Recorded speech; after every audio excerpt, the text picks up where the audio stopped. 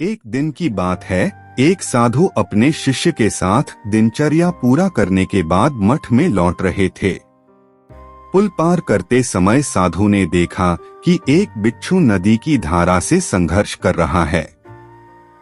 साधु तेजी से सीढ़ियों से नीचे उतरा, नदी में प्रवेश किया और धीरे से बिच्छू को अपनी हथेलियों के पालने में उठा लिया।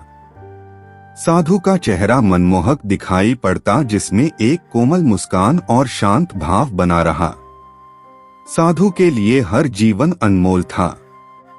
वह प्राणियों में अंतर नहीं करता था। साधु ने धीरे से अपनी हथेलियों को नदी के किनारे उतारा। तभी बिच्छू ने साधु के हाथ को डंक मार दिया। साधु का पूरा हाथ दर्द से तिलमिला उठा, जिससे उसकी हथेलियां सरकी और बिच्छू फिर से नदी में जा गिरा।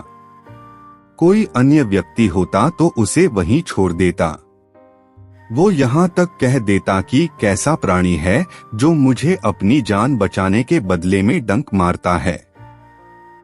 इस पूरे प्रकरण को युवा शिष्य बड़ी अचरजता से देख रहा था।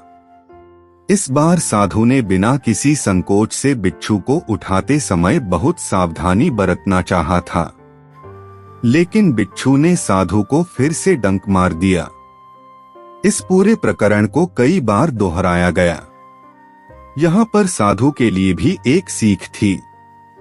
कोमल और धीमे होने से समस्या का समाधान नहीं हो रहा था। अगर और विलंब हुआ तो वह प्राणी निश्चित रूप से मर जाएगा। इसलिए साधु ने बिच्छू की क्षमता पर विश्वास किया कि बिच्छू पानी से निकलते ही अपना ख्याल खुद से रख लेगा। साधु ने धीरे से बिच्छू को उठाया और जल्दी से उसे सीढ़ियों पर फेंक दिया। बिच्छू ने जैसे ही सीढ़ियों को छुआ, वह सुरक्षित वहां से निकल भागा। साधु को पानी से बाहर निकालने में मदद करने के लिए युवा शिष्य तेजी से सीढ़ियों से नीचे उतरा।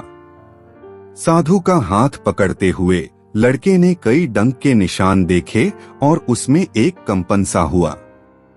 शिष्य ने साधु से पूछा, एक बिच्छू को बचाने में ऐसा क्या था जो आपने उसके इतने डंक बार बार सहे? साधु नदी के किनारे बैठ गया और लड़के को भी बैठने का इशारा किया। दोनों नदी के प्रवाह की मधुर ध्वनि में नहाए। पूरा माहौल जैसे थम सा गया था, जैसे पूरे ब्रह्मांड का अनाहत नाद यहाँ इस क्षण पर मौजूद था। यदि मैं इस जल में प्रवेश करूंगा तो भीगना स्वाभाविक है, क्योंकि पानी की प्रकृति ही ऐसी है। वहां इस पेड़ को देख रहे हो? कोई भी उसकी छाया में बैठ सकता है। पेड़ कभी नहीं पूछेगा कि तुम जवान हो या बूढ़े, अच्छे हो या बुरे, इंसान हो या जानवर। यह सभी को और सबको अपनी छाया प्रदान करेगा, क्योंकि यह इसकी प्रकृति है। बिच्छू के लिए भी यही बात थी।